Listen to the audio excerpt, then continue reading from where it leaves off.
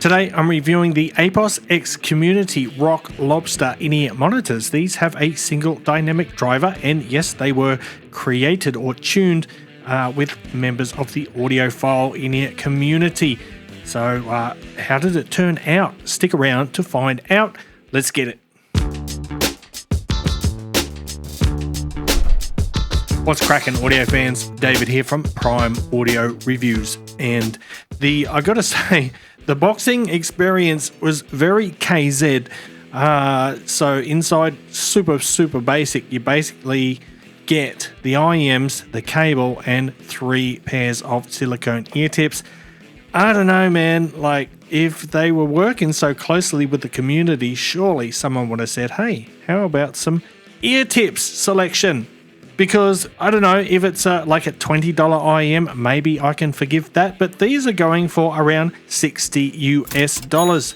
And for that, I would expect at least 2 different ear tip styles, so 6 pairs in total. But despite that little nitpick, it turns out that the provided stock ear tips actually work for me with the shape of these shells. They actually are large enough to fit in my ears, so that was a huge bonus. So they got away with that one. Here are the IEMs, and check those out.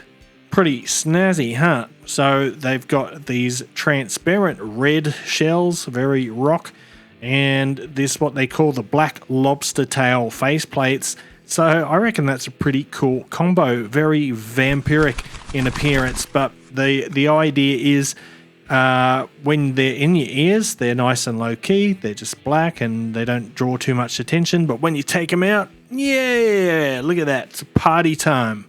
Anyway, the driver inside of these is a single 10mm liquid crystal polymer, or LCP, dynamic driver.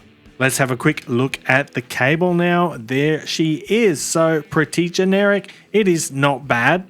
Considering the IEM costs around $60, the quality of the cable is decent. It actually handles quite well. Like, despite being a little thin above the Y split, it doesn't tangle too much. So overall, it's a decent cable, serviceable. In terms of fit, these work really well, at least for my ears. They are super comfortable. They fill up my outer ear area nice and snugly, and they do a pretty good job of passive noise isolation. So as far as the shells go, I think they've done a pretty good job. Like, honestly, when I first learned about these and when I saw the box, I was thinking, oh my goodness, what have we got here? This video is sponsored by Final.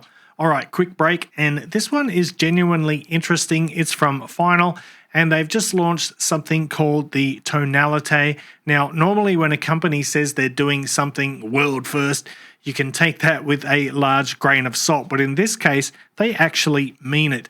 Final has created the world's first earphones that personalize timbre, the actual character and color of sound based on your anatomy. That's not just an EQ preset, not a generic curve. They literally scan your head and ears using an app and your smartphone's front-facing camera, and they build a 3D acoustic avatar which they run through their own auditory model and then shape the sound to match how you naturally hear timbre. And of course, you get ANC, or active noise cancelling, ambient mode, wireless charging, multi-point connectivity, low latency mode, EQ, basically everything people expect these days, except the part where you lose one earbud under the couch. That feature is still universal. So if you want to check these out, they are launching on Kickstarter. I will leave a link in the description below. Big thanks to Final for supporting the channel and honestly for giving us something new to talk about. Anyway, back to the video. And I guess I didn't make it clear, but they're named the Rock Lobster. These are designed with rock music in mind. So if you're into rock music, heavy metal, progressive rock, whatever, post-rock, then these are for you. But don't confine them into that little rock box. They actually work well for multiple music genres, or all music genres, I could say. And with that said, I guess let's move on to talk about how they sound. So the Rock Lobster has a slight V-shaped sound signature. It does have a boosted bass and it does have a little bit of extra energy in the lower treble area. So it's definitely not going for a sort of neutral sound signature. It's colored, it's shaped with a specific purpose in mind to make your music fun and engaging. Now, let's have a look at the graph, and you can see it there compared with the Harman in-ear target. And looking at that, you might think, oh my god, they are so bassy, look at their mid-bass bloat. But actually, you've got to keep in mind that the Harman 2019 target has a sucked out or a scooped out mid and upper bass, so it looks more exaggerated than it really is. So these are not a bass head IEM.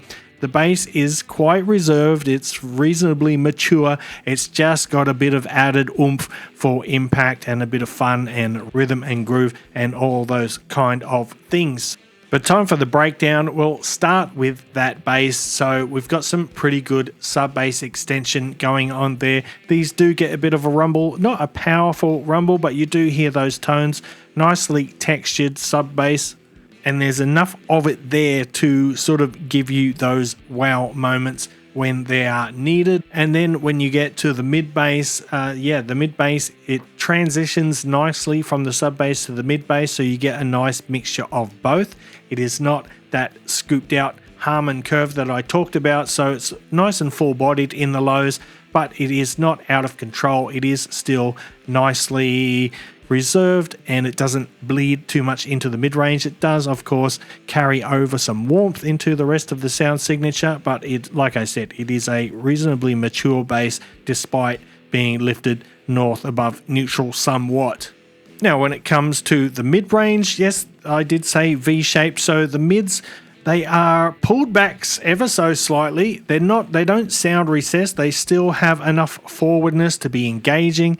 Like, it doesn't sound as though you're sitting in the back row at a concert. You are up in the action amongst the crowd. And I think the mid-range has been tuned nicely to work in conjunction with that elevated bass, because pulling the mids back a little bit like that allows them to sound more spacious. So if you push everything up front, it's like you're in the nosebleed section, mosh pit getting elbowed in the face. Personally, I don't like that, so I'm happy with just being a few rows back from that action. So what you get is this nice clean mid-range. It does have enough body and forwardness relative to the rest of the mix. Male and female vocals both sound pretty good. There's plenty of power and richness in male vocals, and there is enough vibrancy and lift and beauty in those female belting vocals. But fortunately, there is no shoutiness or nasality in those mids, and instruments sound nice and good too. The overall timbre of the Rock Lobster is pretty good, so it's a nice believable timbre and sound, which does, of course, add to the overall experience. Then in the treble region, it has also been tuned nicely, so it has a nice blend of energy and restraint, so it is not a sharp or sibilant treble, yet it does sound fairly energetic, precise, crisp, and it does have a bit of airiness and a bit of a bite to it. And when I say bite, I don't mean sharpness, I just mean nice, clean transients. It adds a nice sharp attack to percussion instruments, and it has enough presence to keep the overall sound signature from becoming dark or muddy. Now, when it comes to soundstage and technicalities, you might actually be surprised. The soundstage is fairly expansive in its dimensions. It has good width and good depth and a reasonable amount of height there too. The LCP driver actually does a great job. It's a good quality driver because the mid-range sounds nice and open. It's quite spacious, and these don't get congested and they don't sort of get tripped up during complex passages or speedy, when you've got those mad kick drums going off and all the guitars and synths and vocals, all the crescendos. It all sounds reasonably separate.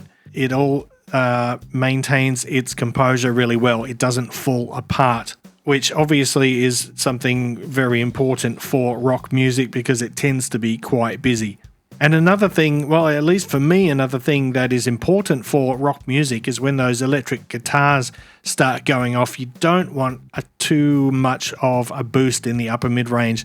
Otherwise, it can get quite fatiguing, at least for me, but these don't do that. They do a great job, actually. I'm quite surprised at how good these are, not just for rock music, but for just music in general.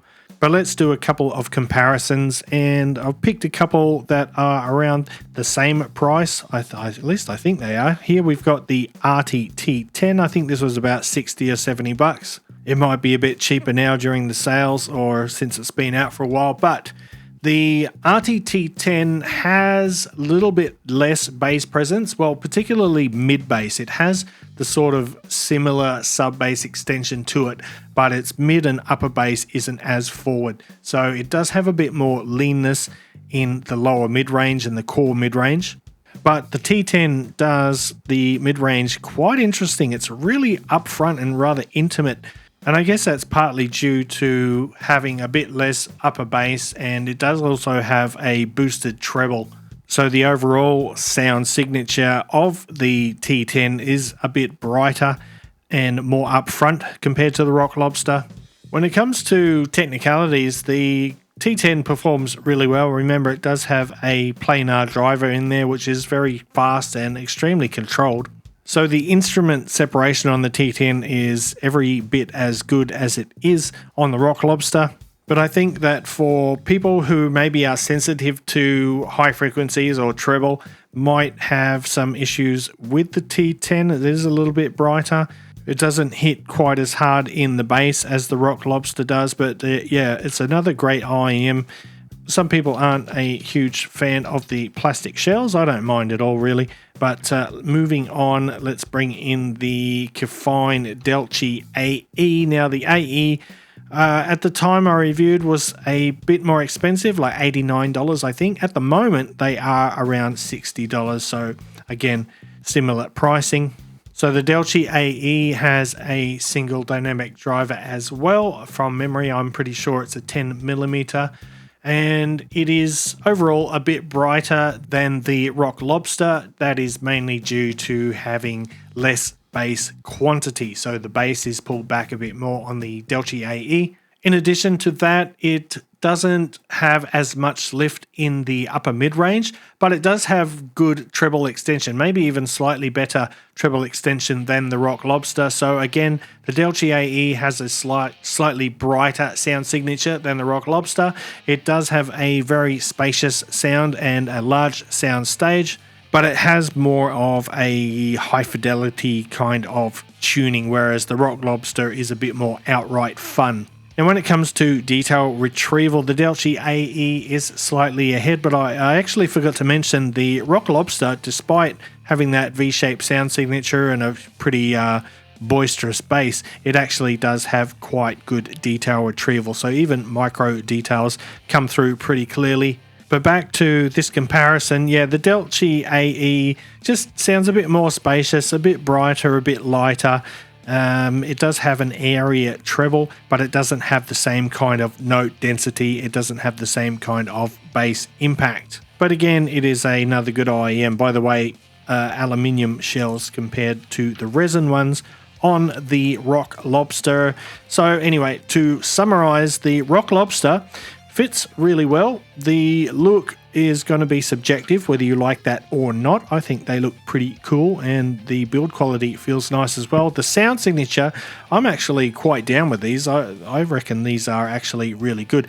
I am a bit disappointed in the included accessories, like there's no carrying case, there's only 3 pairs of silicone ear tips. That's really shouldn't be a thing for a $60 earphone. But those things aside, or if you don't even care about those things, yeah, definitely these ones are worth checking out, especially if you are a fan of rock music. All right, I'm going to wrap it up. Thanks for watching the video. If you liked it, give it a thumbs up, part family audiophile style. If you're new here, hit that subscribe button before you go. And until next time, I'll see you later.